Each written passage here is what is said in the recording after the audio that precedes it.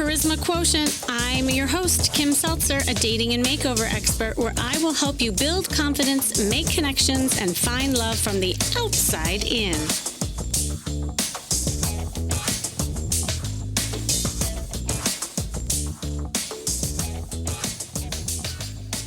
Last week, I talked about using a slow, three-phased approach to reopening your dating life.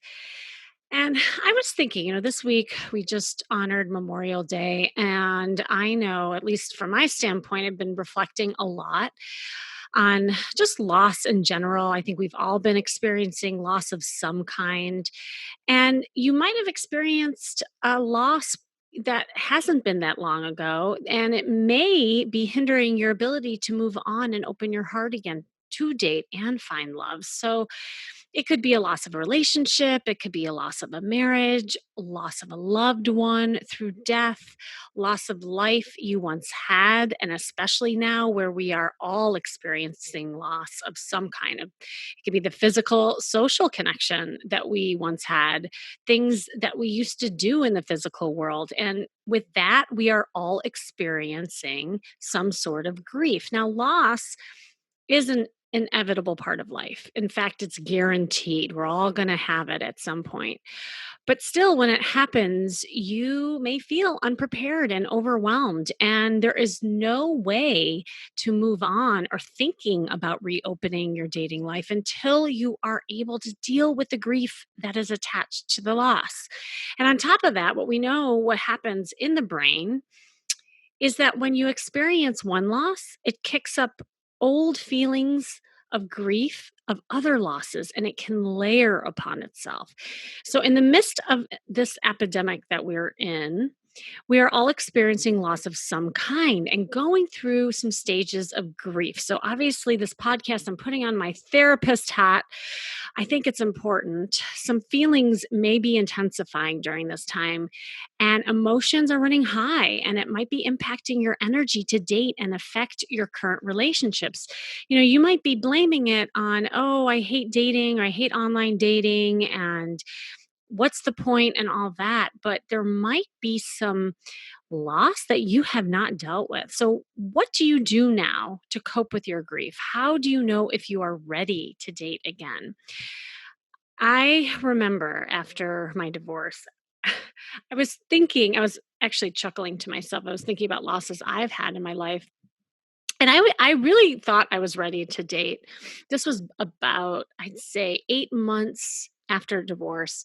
And I started going online thinking, okay, well, I should just get back out there and date. And I remember meeting this guy online, and he was great. And he made me laugh. And we had just a fun time exchanging our texts back and forth. We finally got up the courage to go on a first date because for him also it had been a really long time that he went on a date. So we were good company for each other, and we met and we hit it off. But here's the thing. I realized in that moment when I was on the date, everything just kind of came to the surface that I was just not ready for a relationship. And here he was, all wide-eyed and bushy-tailed, ready to jump in. He was excited. He wanted to take me out again. And at the end of the night, he said, so I think, we got something here. I'd love to take you out again. And I kid you not, I just remember looking at him and my eyes welded with tears.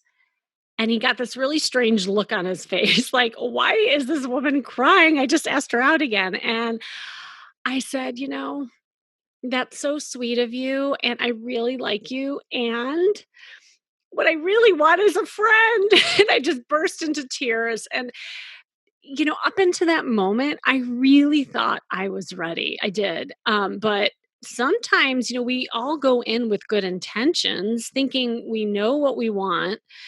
But then when we're faced with it head on, that's when everything comes to the surface. And then in that moment, that is exactly what happened.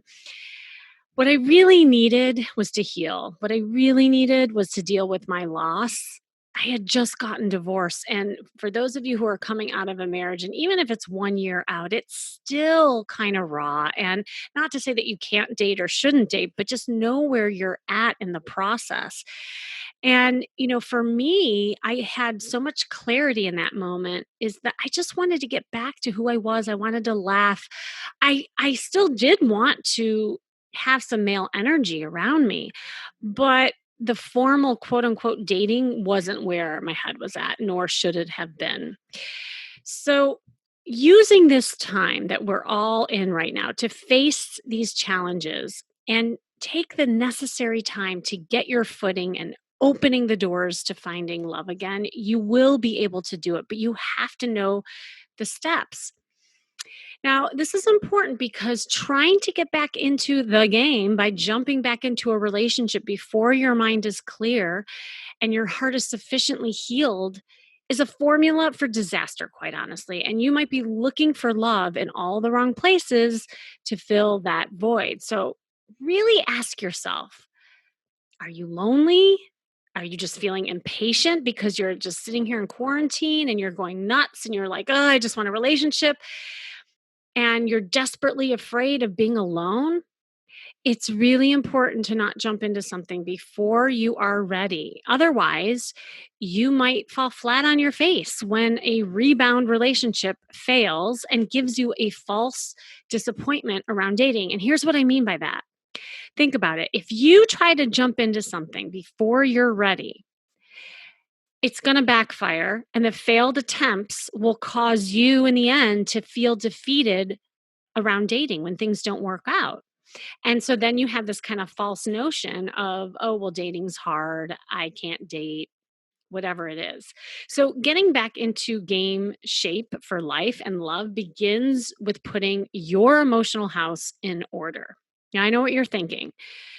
Isn't it bad to just wallow in sorrow or depression too? I don't want to be alone and it's painful being by myself. I deserve love. I should, get back out there. And here's the thing. There's a saying, and I often quote this and say it all the time, that it's only when you are able to be by yourself without pain is when you are truly ready for a relationship. So think about that for you.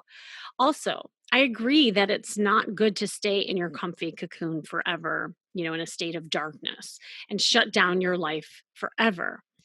But rather, you might be more in the space of healing, slowing down, taking baby steps towards dating again.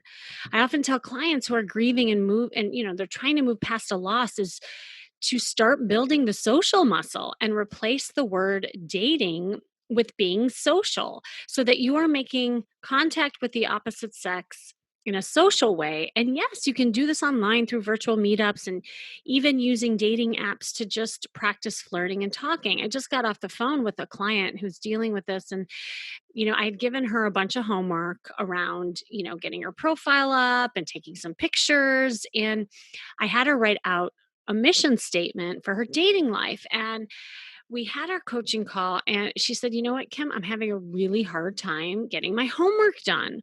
I said, "Well, what's hard about it? Let's talk about it." And when we dissected it, what we realized is that she was getting caught up with the word dating. She was putting so much pressure on herself. And yes, she had experienced some hurt before, and dating has been really hard and daunting. It's been a long time. And so the thought of just dating in a formal sense really paralyzed her. So we replaced the word to social, and all that stress went away and anxiety went away, because you can still be social with the opposite sex, and you should. Don't just like kind of fall down that rabbit hole of being in that state of depression under the covers either. But you got to gain clarity on what your mission is around it. So use this time to face these challenges and take the necessary time to get your footing and opening the doors to finding love again. So you're probably asking, well, that's great, Kim, but how? So as you know, I always have some tips around this. And I hope this gives you motivation. Really think about these kind of 5 steps that you can take for yourself around getting back out there again if you have experienced loss. Now, the first thing is really understanding what the grieving process is all about.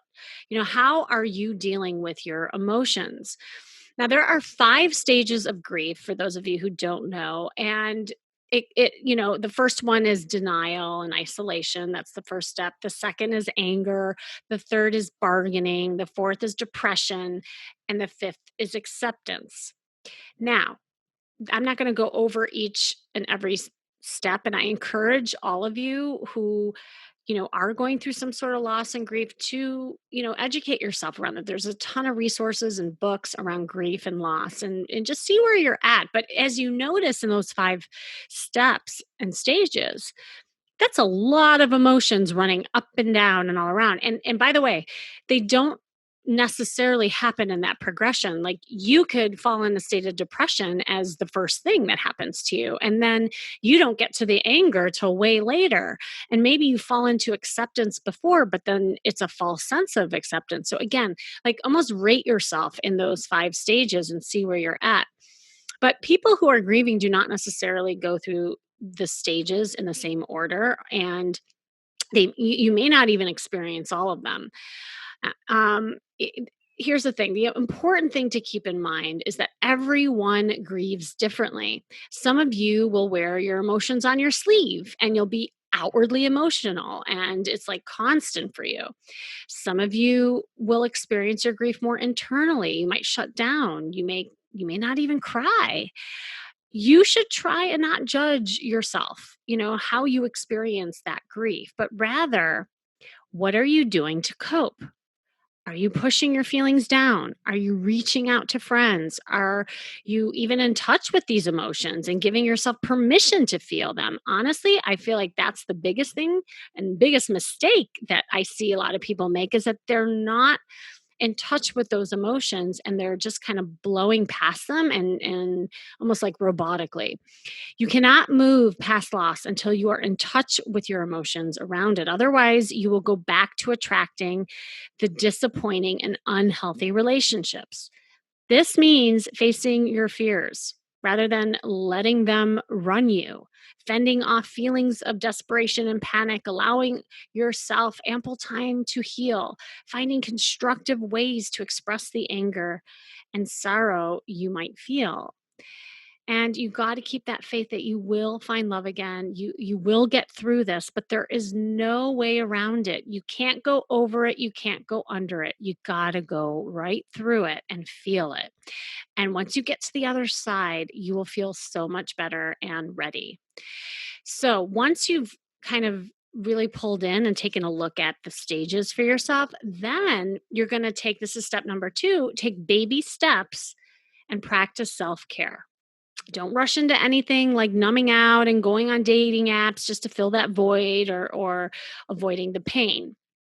Instead, get back to basics and start doing things around practicing self-care and reaching out to your current social network and or build a new one, because learning to feel whole again without a partner means getting back to basics. This requires taking exceptionally good care and loving yourself. Your heart might have been shattered and whether it's a breakup, a death, other kind of loss, and you might even blame yourself, but now is the time to do those things that help settle and soothe your distressed heart and to show up for yourself, not for anybody else. This is all about you. It's time to get selfish, as I say. And for those caretakers out there, which I know is probably you, that's hard to do.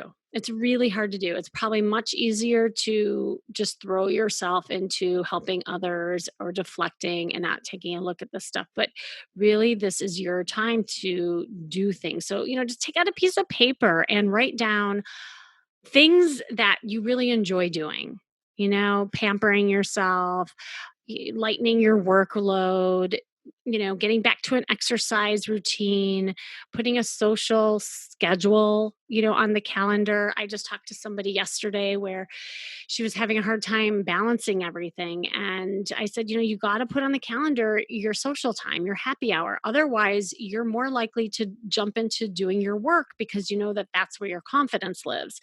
So that's not good either. You got to do things that just give yourself permission to take care of yourself. There's another client that I've been working with, and she had just dealt with a big breakup. And, at first, I think she thought she was in acceptance in the grieving process, but I think she realized as time went on that she really wasn't ready to date again or do anything like that. And she literally needed my permission to be in a state of selfishness and self care. She's like, Kim, you know what? I know I should get back out there and date, but is it bad if I don't? I'm like, absolutely. Like, in fact, I would tell you don't go on the dating apps right now because it is time to just heal and do things on your own. And she felt such a sense of relief because this is exactly what she should be doing. Okay, so after you do that self care and you're taking baby steps, then you can start taking a look at rediscovering your passions and build up your social life. Do you remember all the activities you used to enjoy before when you were in a happy place before the loss happened? So, if you were in a relationship that broke up, for instance, a lot of times couples just meld into each other's lives to complement one another, which means sometimes you give up things you enjoy. So now is the time to dig up those things that once made you who you are and get involved again. Perhaps there are hobbies, there's extracurricular activities that you couldn't do before or forgot about. Reconnecting with your passions will help you find the things that make you happy, focus on yourself, and even meet other like minded people. Because the other thing that happens is that you might have lost your social network. Your friends might have been couples with the relationship that you had before, or maybe you were just in a different state, and so the friends you had served you then, but they're not serving you now. So you use this time to get involved in different things, and you know that's going to really help you later on because you're going to meet your new tribe that will serve you better. Okay, so after you do that, then really recognize your strengths and increase your self worth. The last thing you want to do is try to jump into dating again when you really don't feel good about yourself. So you might try all these other things, you're healing, you're getting into social stuff, but then you take a look in the mirror and you're like, I don't like who I see. And if that's you, you're not ready then because the other people who are attracted to you are going to love you for you when you love you. I mean, that's really what we're talking about here. So, a lot of times, like people will come to me with a laundry list of what kind of partner they want and all these qualities that they must have. And it's great to think about the kind of partner you would like, but it's more important to understand during this time who you are first. Instead of focusing on the potential partners, focus on you. I tell my clients to write a list of their personality traits. You can do this too. Write down on a piece of paper what you're good at in your profession, what you offer in a relationship, what do you like about just even your physical being. And this can be really challenging for a lot of people, but I find that once people recognize their own strengths and see their value, that is where this is where it starts. And this kind of exercise can help you come from a place of confidence so that when you are feeling anxious or uneasy about dating, or you're about to talk to somebody on Zoom, or about to even have a flirtatious interaction online, you think of all the fantastic qualities you have, and those insecurities will go away. You won't be so reliant on, oh, well, should I do this? Should I do that? Will he even like me? No, it's not about the other person. This is about you. Knowing your strengths and accomplishments will also help you in getting clarity and who deserves you. This is how you got to think of it. This is a time to actually date you. It's getting reacquainted with yourself, okay? So if that is the mindset that you can think about moving forward, I think that will really be helpful. And here's the fifth step.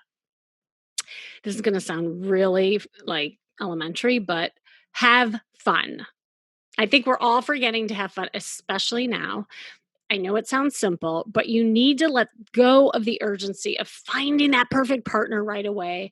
There's a lot of anxiety, there's fear, there's insecurity that may be brought out right now when returning to the dating scene or after a loss. But because of this dynamic, it's really important to do things that not only feel good, but they're fun. Get back to flirting, be playful. If you're going to go online with just the whole expectation around having flirtatious conversations and build that muscle again. A lot of times people say, "Oh, well, that's so mean to people because what if they're really, liking you and they're wanting to date you?"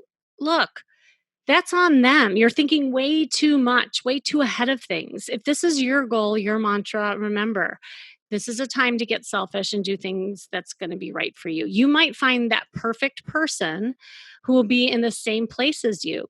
Going back to my story, just to come full circle, that person, that guy that I had gone on a date with, and I told him that I really just wanted to be his friend.